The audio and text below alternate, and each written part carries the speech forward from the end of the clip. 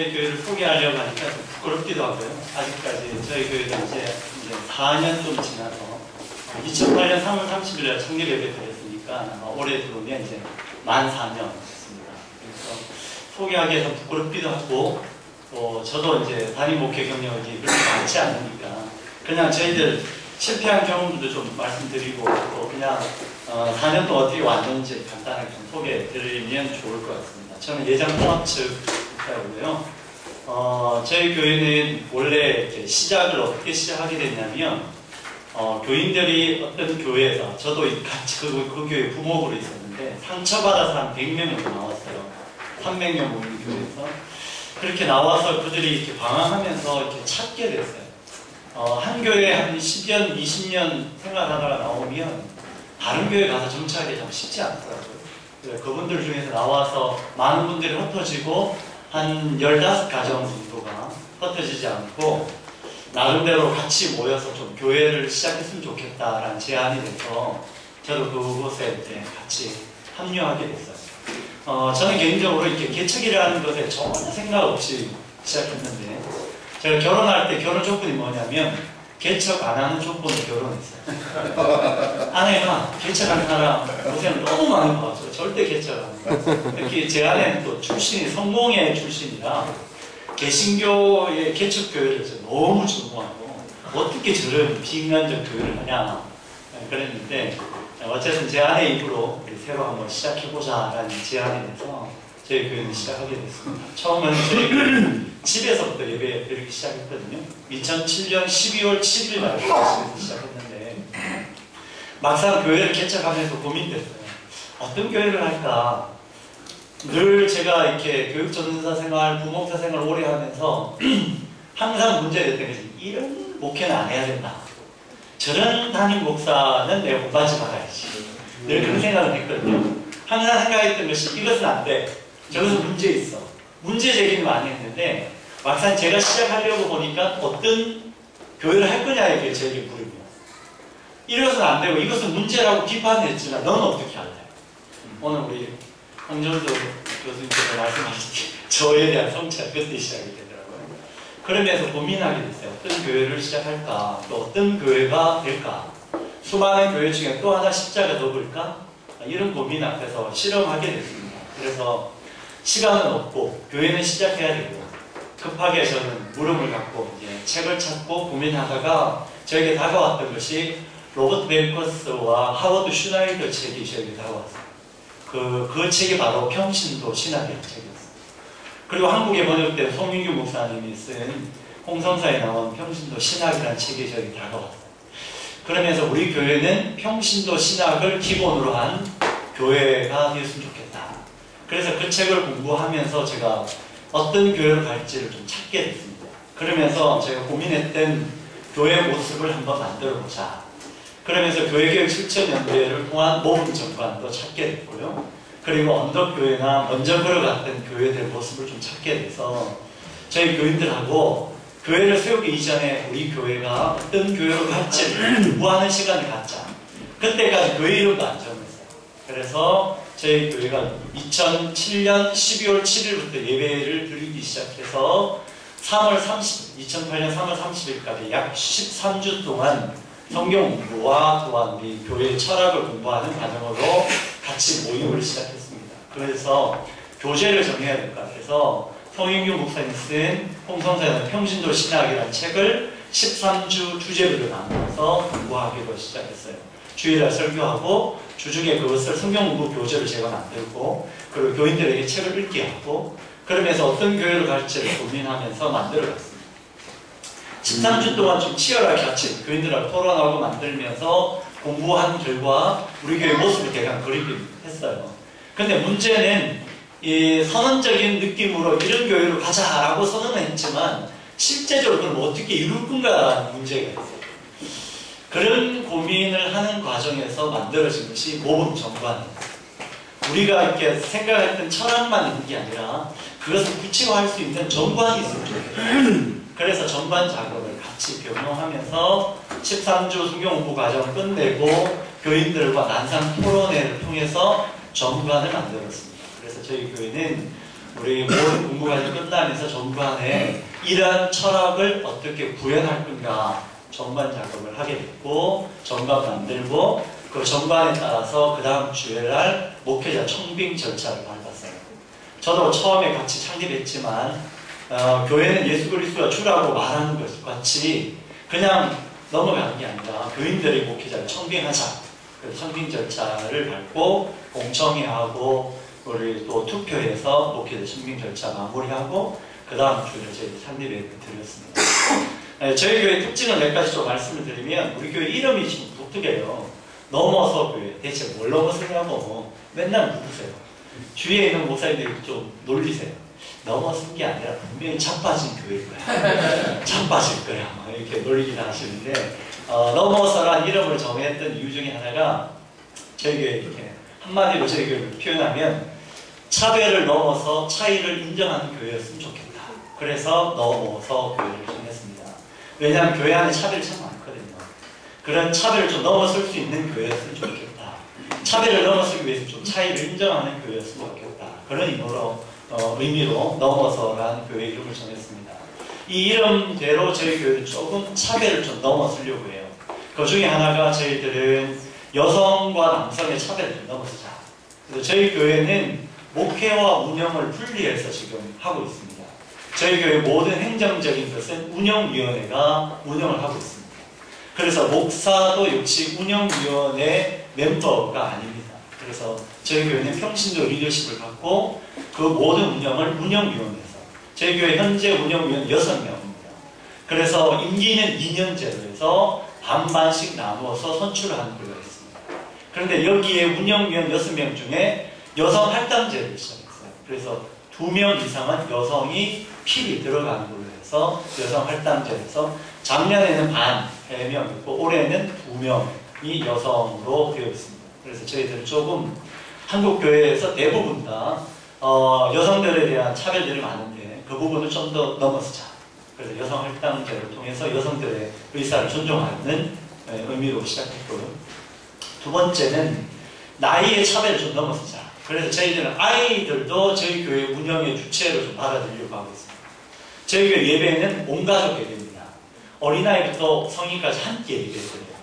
처음 시작은 왜 그렇게 했냐면 개척교회라 보니까 교회 학교를 할 수가 없었어요. 현실적 문제 때문에 온가족이 다 예배드렸지만, 또 하나는 저희 교회 그렇게 예배드리면서 철학을 담기로 했어요. 왜냐하면 저희 교회는 온가족 예배를 철학으로 승화시키자. 아이들도 똑같은 한 영적인 존재를 인정받는다 라고 생각했어요. 그래서 저희 교회는 예배 시간에 매주 성찬식이 있는데 저희들은 어린아이들도 성찬에 참여시킵니다. 그래서 우리 통합적 헌법과 상관없이, 아까 우리 목사님은 성경과 상관없이 가신다는데 저희는 교단 헌법과 상관없이 아이들에게도 성찬을 참여시킵니다. 그래서 저희들은 아이들도 한 사람의 중요한 인격으로 봐서요. 그래서 저희들은 그 대신 아이들에게는 예배 교육을 좀 철저히 합니다. 그 중에 특별한 것이 저희는 어린이 집사 제도가 있습니다. 초등학교 4학년 이상 되면 어린이 집사라고 해서 제자훈련을 시켜서 12주 교육시키고, 그리고 그 아이들에게 다 준비가 되면 어린이 집사로 임명식을 다 합니다.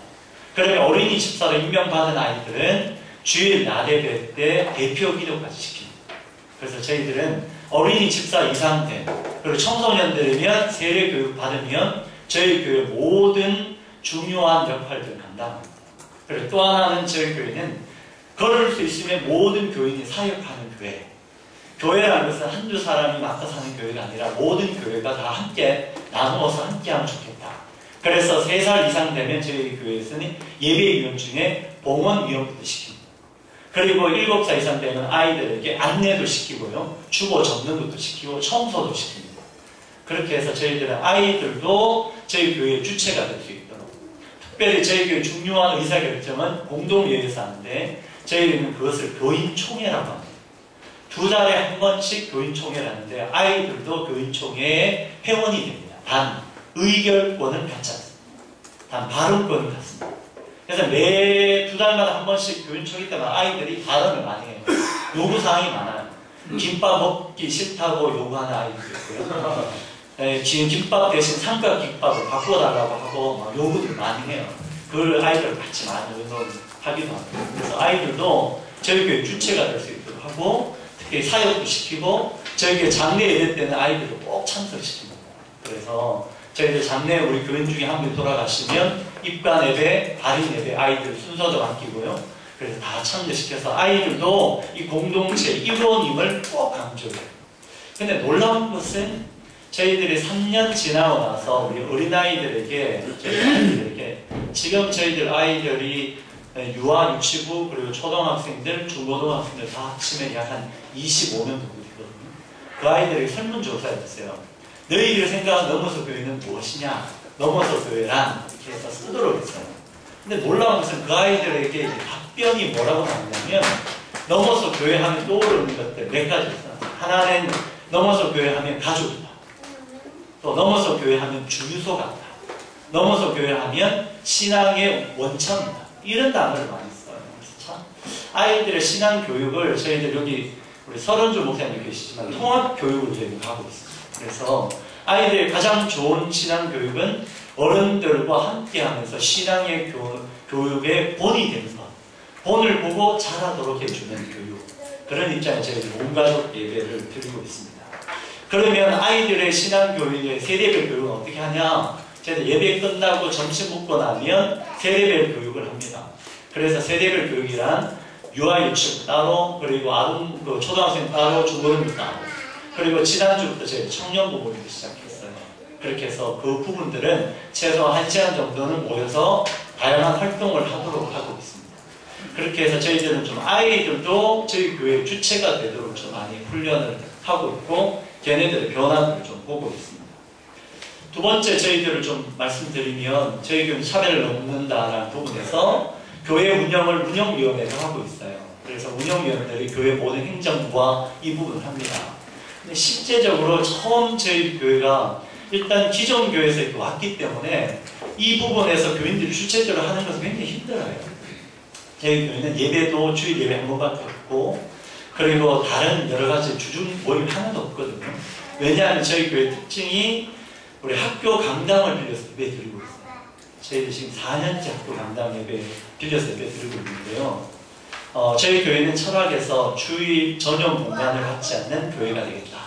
왜냐하면 우리 교회가 이렇게 점점 커지면서 자꾸 재산이 늘어나고 문제가 되니까 그런 부분을 좀 최소화하자라고 해서 저희들은 예배당 전용 공간을 갖지 않습니다.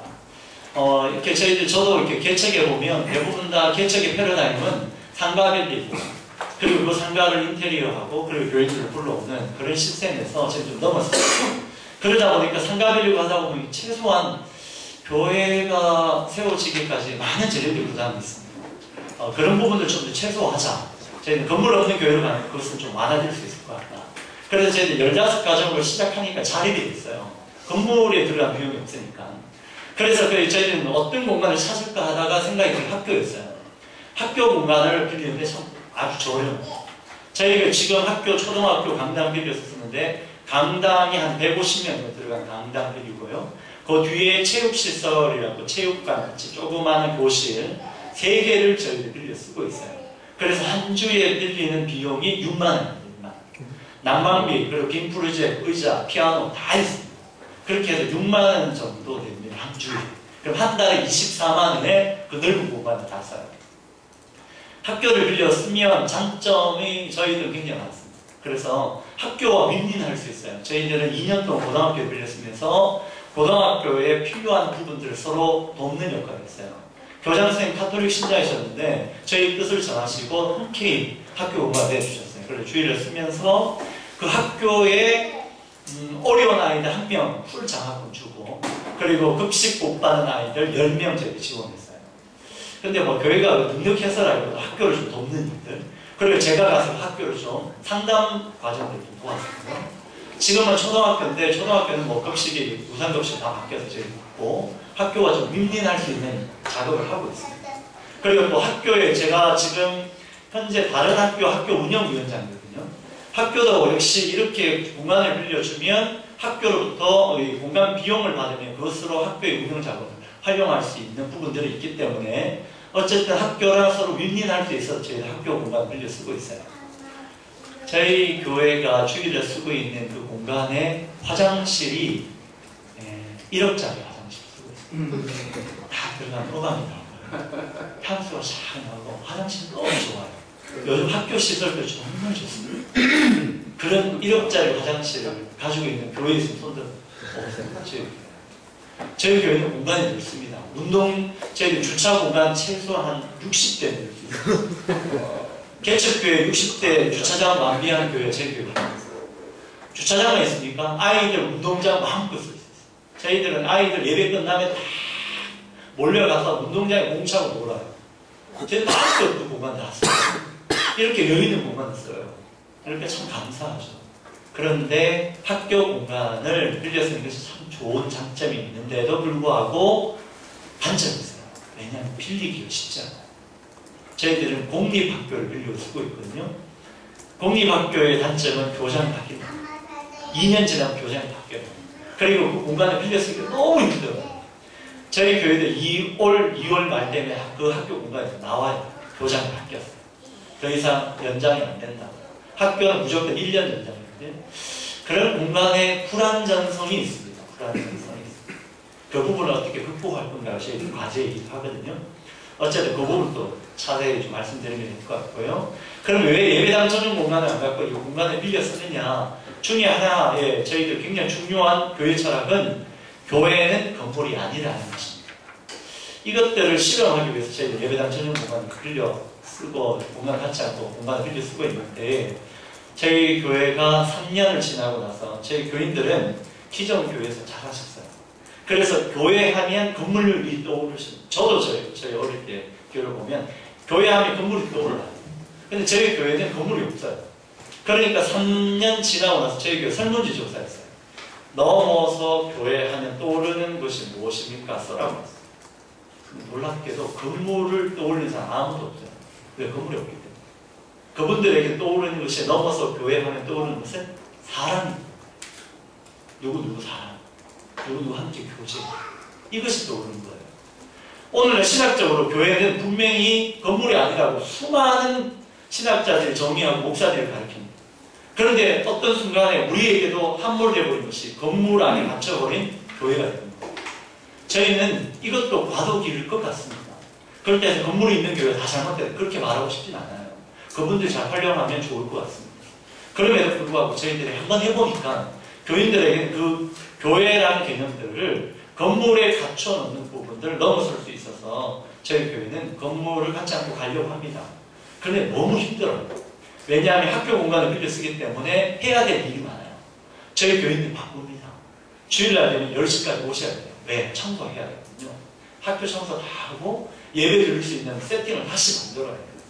그리고 모든 것을 다 끝나고 다시 원점으로 돌려놔야 돼요. 어제 아래도 저희가 학교 딱 갔는데요. 학교가 졸업식 한다고 저희 쓰는 강당 다 뒤집어 엎었어요. 도저히 이 공간으로 예배 드릴 수 없는 거 그럼 다 바꿔요. 그런 수고함이 있어요. 그리고 청소 깨끗이 해야 됩니다. 조금이라도 뭔가 문제 생기면 그 다음 학교에서 전화 와요. 목사님 왜 이 부분 안 해서 난로 가스 밸브 안 잠그고까지 시시콜콜 하게 돼요. 저희가 전화 와요. 그러지 않고 깨끗이 씁니다. 정말 열심히. 저희들 학교 청소 정말 열심히 해놔요. 어떤 경우에는 너무너무 지저분한 화장실 깨끗하게 해놓아야 돼요. 교인들이 수고함이 있습니다. 점심 식사 저희들 밥 해먹는 것 상상도 못합니다. 간단하게 김밥을 띄우고 그런 불편함이 있어요. 그런데 어느 순간 저희 교인들이 그런 이야기해요. 목사님 우리 교회는요 마치 구약의 이스라엘 백성들이 출애굽해서 다니던 광야교회 같다는 거예요. 천막 치듯이 팍 만들어서 예배 드리고 끝나면 팍 해서 원점을 돌아요. 돌아서 딱 보면 마치 학교 강당인 거예요. 또 주일날 예배 드릴 때 보면 마치 예배당 같이 되어 있어요. 이런 불편함을 감내하는 교회. 그래서 저희 교회는 교인들에게 늘 이야기합니다. 저희 교회는 불편한 교회입니다. 그리고 힘든 교회입니다. 라고 이야기합니다. 이런 것들을 속에서 교회 본질을 찾아가려고 저도 노력하고 있습니다. 또 말씀드리고 싶은 것들은 저희 교회는 아이들 교육 부분에서 있는데 여러 가지 이야기가 참 많은데요. 좀 중구난방으로 말씀드리면 아이들 교육에서 저희가 가장 중요시하는 것이 멘토링 교육입니다. 멘토링 교육을 어떻게 하냐면 아이들을 우리 영적 부모로 전환해요. 제 아내가 성공회 출신이라 저희 딸도 성공회에서 세례를 받았는데 그때 뭐냐면 카톨릭에서 하듯이 대부 대모를 세웁니다. 자, 그 부분을 보면서 제가 교회에서 했으면 좋겠다. 저희 교회는 매년마다 성부 영신 예배 때 되면 아이들이 와서 멘토를 뽑게 됩니다. 그러면 한 가정에 또 다른 아이를 영적으로 입양을 해요. 그래서 그 아이를 1년 동안 정말 멘토링을 하게 됩니다. 그래서 멘토와 멘티를 연결해줘. 그러면 뭘 하냐? 주일날 교회 오면 부모의 손을 놓고 멘토에게 찾아가 같이 예배드려요. 저희 교회 오시면 처음에 오시면 누가 누구인지 가족을 연결을 못하세요. 나이 많은 할아버지가 조그만 아이를 중간에 놓고 예배드립니다. 저분을 입양했나 손녀인가 헷갈려하세요. 그게 왜냐하면 저희가 멘토링을 하기 때문에. 그래서 저희들은 영적 부모로 입양된 아이들은 주일날 예배 같이 드리고 주중에 꼭 한 번 정도 연결하고 또 가끔 1년에 2번씩 자기 가정에 초청해서 하룻밤 자는 프로그램을 하고요. 멘토링을 해서 늘 기도해주고 연결시켜줘요. 이렇게 4년쯤 하니까 장점이 뭐냐면 교회 전체가 가족적인 분위기예요. 내 아이도 있지만 또 다른 영적인 양육자, 영적인 자녀들이 있는 거예요. 그렇게 해서 저희들은 좀 멘토링 프로그램을 통하여 아이들에게 어른들의 영향력을 미칩니다. 그래서 저희 교회는 아이들과 어른들의 관계가 이렇게 벽이 없어요. 굉장히 스스럼 없이 찾아오고 함께하는 그런 멘토링을 하고 있고요. 그러면서 그 아이들이 좀 교회 안에서 잘 녹여내고 함께하는 모습을 보고 있습니다. 또 저희들의 이제 운영적인 부분에 보면 교회가 목회와 운영을 분리하면서 하는데 저희 교회는 목회자 임기제를 하고 있습니다. 그래서 3년마다 저희들 임기제를 하고 있는데요. 조금 지금 해보니까 어떤 분들은 3년이 너무 빠르다고 이야기하시는 분이 있어요. 저희들은 지금 한 번 연임이 됐거든요. 작년 3월에 저희들 연임 투표하고 연임을 했었는데요. 저희 연임되기까지 과정에면 3년이 지나고 나면 제일 먼저 목회자 청빙위원회 구성돼요. 그래서 그 청빙위원회 구성되면 기존의 목회자에 대해서 목회평가를 합니다. 개인적으로 제가 목회평가를 해요. 제가 3년 동안 목회에 대해서 어떤 부분이 좋았고 어떤 부분은 부족했다. 그걸 가지고 그 청빙위원회에 다 검토하고 그리고 나서 똑같이 3년 후에 목회 계획서를 내게 돼요. 그런 목회 계획서를 가지고 청빙위원회가 서로 의논을 합니다. 그러면 또 하나 한 것이 협약식 준비를 합니다. 협약식이라는 건 앞으로 4년 동안 목회를 어떻게 서로 평신도 리더십 갖고 있는 운영위원들과 어떻게 이 협력적 사역을 할 건가를 협약식을 내죠. 그 협약식 문구 안에 뭐냐면 목회자 생활비도 책정하게 되어 있어요. 자, 그리고 그것이 결정되면 전 교인들 상대로 공청회를 합니다. 그래서 목회자 3년 목회 평가를 청빙위원회 결정된 내용들과 전체 교인들과 함께 공청회하고 3년 목회 계획을 이야기하고 서로 질문하고 서로 토론하고 저는 이렇게 목회자 공청회 하면 교인들이 저 잘하니까 질문 같은 거 잘 안 할 줄 알았어요. 우리 교인들은 주로 50대가 주축이거든요. 그런데 신랄하게 하시더라고요. 아주 치열하게. 그렇게 해서 저희들 공청회 끝나면 교인들이 투표를 합니다. 그래서 3분의 2 이상 찬성이 나와야만 연임이 됩니다. 연임이 되면 그 다음에 협약식을 했습니다. 그 협약식 안에 목회자 생활비를 3년 동안 어떻게 책임질 것이고 그리고 또 목회자가 어떻게 동료에게 사역을 할 것인가 협약식 안에 다 넣어놔서 마지막 운영위원장, 교회 대표 운영위원장과 목사가 사인하고 그리고 그때 되면 교인들이 저에게 목사로서 3년의 담임 목사로서 위임을 해줘. 그 위임의 방식이 안수를 해요. 저희 교회 전 교인들 중에 운영위원들과 교인들이 나와서 저를 안수하면서 3년의 권한 위임. 자, 권한 위임되면 3년 동안은 제 목회 부분에 대해서는 운영위원들이 저에게 간섭하지 못하게 했어요. 목회와 운영을 분리한다는 것은 저도 운영 부분을 간섭하지 않고 평신도 리더십을 가지고 운영위원들도 목회 영역은 간섭하지 않습니다. 이거 가지고 3년 동안 싸웠어요. 어떤 경우는 운영위원들이 마치 일반 교회 장로같이 당회같이 목회 영역을 자꾸 치고 들어와요. 그럴 때 제가 가감으로 잘라요. 우리 교회 철학이라고 이야기해요. 근데 운영 부분은 제가 많이 돕기는 하지만 이렇게 해서 저희도 조금 약간의 긴장관계 속에 견제를 해서 저희도 오고 있습니다. 이제 잘 보완적 역할들도 좀 하고 있는 것 같아요. 그래서 서로 이렇게 역할들을 좀 나누고 교회의 주인이 목사 같은 걸 좀 더 인식하는 과정에서 해오고 있습니다. 또 하나 저희들 시간이 없기 때문에 저희 교회 하고 있는 걸 다 소개하면 좀 시간이 들지만 또 하나 저희 좀 소개하고 있는 것이 작년부터 저희 교회에서 하고 있는 게 뭐냐면 작은 교회 연합운동입니다. 그 중에 하나가 저희 교회가 주중 모임이 해야 되기 때문에 주일날은 학교 강단을 빌리지만 주중에 모임을 위해서 사무실을 하나 냈어요. 그것도 2년 후에 사무실 하나 내면서 사무실 조그만 사무실을 내고 한 1년 정도 지나고 나니까 이 활용도가 좀 떨어지는 거예요. 외부에서 많이 쓰세요. 저희들도 생협 고향 민우에서 생협하는 친구들 와서 강의 과정도 하고 외부에서 학교 동아리 애들도 쓰고 많이 쓰긴 하는데 그래도 이 공간이 잘 활용이 안 되는 거예요. 그래서 특히 제 사무실 공간이 그래서 고민한 것이 뭐냐면 지역에 있는 개척교회 목회자들 사무실을 같이 공유하게 됐어요. 그래서 지금 현재 저희 교회의 사무실을 4개의 교회가 같이 씁니다. 4개 교회. 목사들 사무실 책상 다 4개 들어와서 쓰고 그리고 그 약간 좀 넓은 교육 공간도 4개 교회가 같이 쓰게 됐어요. 그래서 저희들 작년부터 실험적으로 좀 하고 있어요.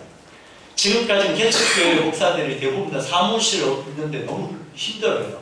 그런 것을 좀 함께 연대하자. 그래서 저희들 4개의 교회가 각자 색깔이 다 다르지만 저희들 연대해서 같이 쓰고 있습니다. 지금 저희 교회와 같이 쓰고 있는 것이 행전교회, 그리고 예수이야기교회, 무지개교회.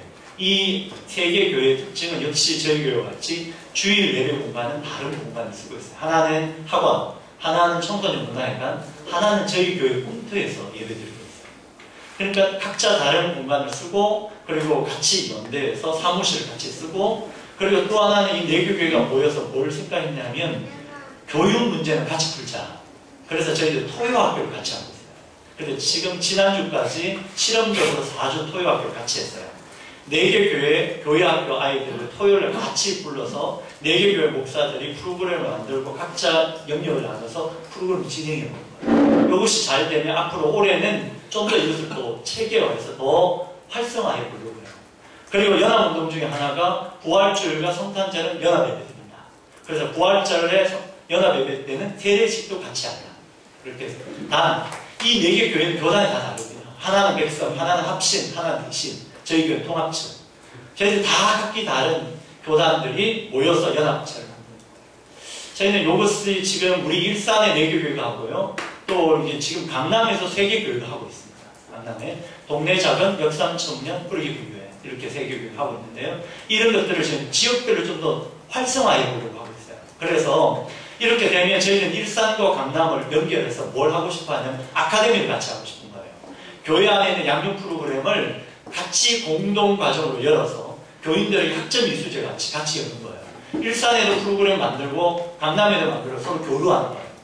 그러면 목사들이 지금까지는 혼자 올라운드 플레이 했던 목사들이 이제는 각자의 주특기를 만들고 그것이 모든 교회가 공유하는 그런 활동들을 저희들 좀 해보려고 저희들 좀 구상하고 지금 시작하고 모임 만들고 있거든요. 그런 것들을 저희들 좀 해보려고 하고 있습니다. 앞으로 저희 교회는 이와 같이 좀 해가는 가운데 있습니다. 저희 교회를 좀 더 소개해보면 저희 교회 구성 멤버들은 주로 50대 주축입니다.